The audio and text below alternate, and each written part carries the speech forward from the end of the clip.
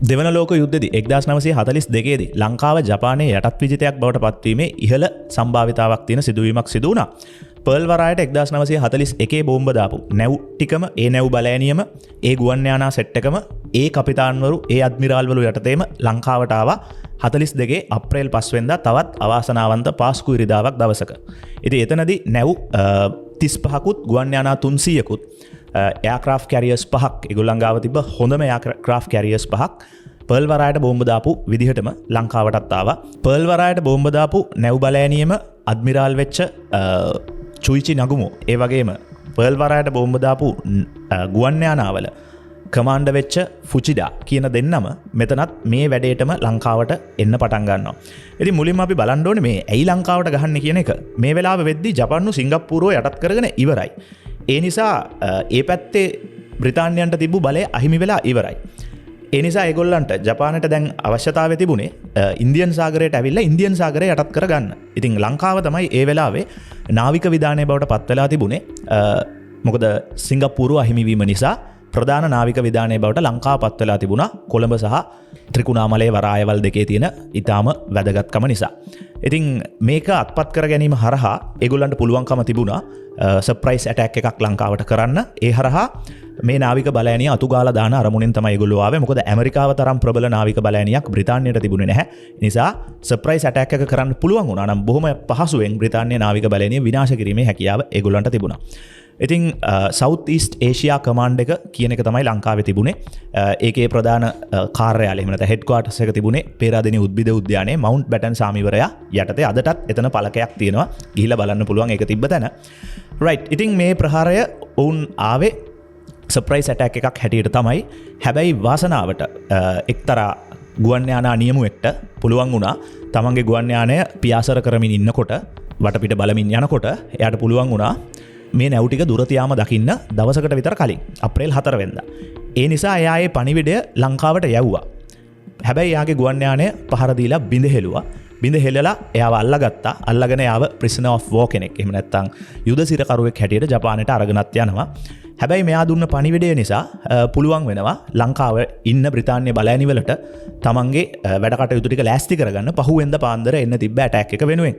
ඉතින් ඒ නිසා ඒගොල්ලෝ කොළඹ මහා ඉස්පිරිතාලේ ඒ වගේම කොළඹ තියෙන ලොකු පාසල් ටික ප්‍රසිද්ධ පාසල් කීපයක්ම ඒගොල්ලෝ ලෑස්ති කරනවා ඉස්පිරිතාල හැටියට. එහෙම ලෑස්ති කරනවා වගේම පසුකාලීනව වින්ස්ටන් චර්චිල් කියනවා මම වඩාත්ම දෙවන ලෝක යුද්ධයේ බය වෙච්ච අවස්ථාව තමයි ලංකාවට පහර දුන්න අවස්ථාව කියලා. මොකද ලංකාවට ඒ දවස්වල යුද විශේෂඥයෝ කිව්වේ the unsinkable aircraft carrier කියලා. ඒ කියන්නේ ගිල්ලන්න බැරි ගුවන් යානා ප්‍රවාහන නෞකාව කියලා ලංකාවේ හැඳින්වුවා. ඒකට අපිට හිතා ගන්න පුළුවන් කොච්චර ලොකු වැදගත්කමක් ලංකාවට තිබ්බද කියලා. ඒ වගේම චර්චිල් කොච්චර බය වුණාද කියන එකත් අපි දැනගත්තා. ඉතින් ලංකාව යටත් කරගන්න එහෙම නැත්නම් ලංකාවේ බ්‍රිතාන්‍ය බලෑනිය නෞකා බලෑනිය විනාශ කරන්න ඒගොල්ලන්ට පුළුවන් වුණා නම් අප්‍රිකාව මැද පෙරදිග ඉන්දියන් සාගරය ඒ හරහා දකුණු ආසියාව සහ ගිනිකොන දිග ආසියාව හරහා ඕස්ට්‍රේලියාවටම සම්පූර්ණයෙන් බලය පැතිරවීමේ දරුණු හැකියාවක් ජපානයට ලැබෙන්න තිබුණා. ඉතින් අර අහම්බෙන් එක්තරා ගුවන් යානා නියමුවෙක් දැකපු සිදුවීම නිසා තමයි ලංකාව මේ විදිහට බේරුනේ පහුවෙනිදා. හැබැයි ඉතින් මේ පණිවිඩය ලැබුණා. ඒ වුණත් ජපානය තමන්ගේ නාවික බලෑනි ටික අරගෙන ලංකාවට එනවා අප්‍රේල් 5 වෙනිදා පාස්කු ඉරිදාවක්. ඉතින් අපිට පාස්කු ඉරිදාවත් එක්ක බැඳුණු බොහොම නරක මතකයන් තියෙන රටක්. ඉතින් මේ මතකයන් ගොන්නට ඔන්න තවත් මතකයක් එකතු වෙනවා. ඉතින් ඒගොල්ලෝ නැව අරගෙන ආවා, නැව් ටික අරගෙන ආවා. ප්ලේන් 300කින් ලංකාවට පහර දුන්නා. එතනදී ඒගොල්ලෝ මුලින්ම ලංකාවේ කොළඹට තමයි පහර දුන්නේ. හැබැයි බ්‍රිතාන්‍ය දැනගත්තා නැව් ටික තිබ්බොත් විනාශ වෙන බව. ඒ නිසා කරපු දේ තමයි ඒගොල්ලෝ නැව් ටික හැංගුවා. මාලදිවයිනට ගිහිල්ලා හැංගුවා කොටසක්. තව සමහර සෙට් එකක් කෙන්යාවට ගිහිල්ලා හැංගුවා. ওই වගේ තමන්ගේ නෞකා ටික බේරගන්න බ්‍රිතාන්‍යයට වෙලාව තිබුණා. නැත්තම් ওই නැව් ටික ඔක්කොම විනාශ වෙන්න ලොකු ඉඩක් තිබුණා.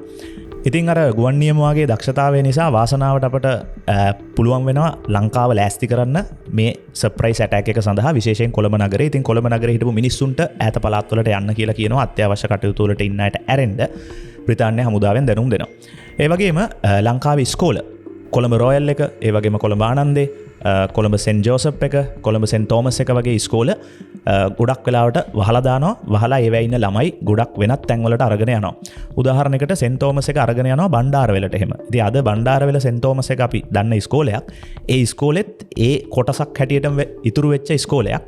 මේ අරංගේ ඉස්කෝලේ සමහර ගුරුවරු සහ ළමයි ආපහු කොළඹ ආවට සමහර ළමයි එහෙ ඉතුරු වෙනවා. ඒ හරහා බණ්ඩාරවල සෙන් තෝමස් ඉස්කෝලෙමත් පටන් ගන්නවා. හරි අපි එමු යුද්ධෙට. ඉතින් මේ ගුවන් යානා 300කින් විතර ඇවිල්ලා අප්‍රේල් 5 වෙනිදා කොළඹට පහර දෙනවා. ඒ හරහා වරායට හානි සිද්ධ වෙනවා. නැව් දෙකක් විතර ගිලෙනවා. ඒ වගේම අංගොඩ ඉස්පිරිතාලෙටත් වැරදීමකින් බෝම්බ දැමුණා කියලා කියනවා. ඒ හරහා ලෙඩ්ඩු 150ක් සහ මම හිතන්නේ සෞඛ්‍ය කාර්ය මණ්ඩලයත් එකතු 185ක් විතර මැරුණු බවට වාර්තා වෙනවා. රයිට්. ඊට පස්සේ අප්‍රේල් 9 වෙනිදා මේ ජපාන්ු ටික ආයෙ පාරක් ඇවිල්ලා බෝම්බ දාන්න උත්සාහ කරනවා ත්‍රිකුණාමල වරායට. ඒතර ඒ වෙද්දී ඒක සර්ප්‍රයිස් ඇටැක් එකක් නෙවෙයි. මොකද කට්ටිය දන්නවා දැන් මොකද්ද වෙන්නේ කියලා. එතනදී ඒගොල්ලන්ට පුළුවන් වෙනවා සගයින් කියන නෞකාව එහෙම ගිල්ලවලා දාන්න. ඒ නෞකාව 2018 දී ආපහු ගොඩ ගන්නවා. මොකද වරායේ මෙහෙයුම් පුළුල් කිරීමේ අවශ්‍යතාව සඳහා. ඉතින් ඒ නැවේ කොටස් එහෙම අද ත්‍රිකුණාමල කෞතුකාගාරේ නාවික කෞතුකාගාරේ දකින්න හම්බ වෙනවා. ඒ වගේම බ්‍රිතාන්‍ය සතුව තිබුණා HMS අමීස් කියන නැව. ඒක තමයි ලෝකේ පළවෙනි ගුවන් යානා ප්‍රවාහන නෞකාව. ඉතින් ඒ නෞකාව පැනලා යමින් හිටියා ත්‍රිකුණාමල වරාය සිට මඩකලපුව පැත්තට. මේක දැකපු ජපන් ගුවන් යානා 30ක් විතර ඇවිල්ලා බෝම්බ 40ක් විතර දාලා විනාඩි 20ක් වගේ ඉතාම පුංචි කාලයක් ඇතුළත මේ දැවැන්ත නෞකාව ගිල්ලවන්න සමත් වුණා. ඒකේ හිටපු සොල්දාදුවෝ එහෙම නැත්නම් නාවිකයෝ 300ක් විතර මැරුණා. අදටත් ඒ නැව මීටර 50ක් විතර යටින් මුහුදේ ගිලිලා තියෙනවා. රෙක් ඩයිවිං කියලා සංකල්පයක් තියෙනවා. ඒ කියන්නේ නෞකාවක් ගිලුණු තැනක ගිහිලා ඩයිව් කරලා ඒක බලන එක. ඉතින් ඒකට ලෝකේ තියෙන ප්‍රධාන ස්ථාන පහෙන් එකක් හැටියට මේ ස්ථානයත් සලකනවා. ඉතින් පුළුවන් නම් ගිහිල්ලා දවසක බලන්න උත්සාහ කරන්න.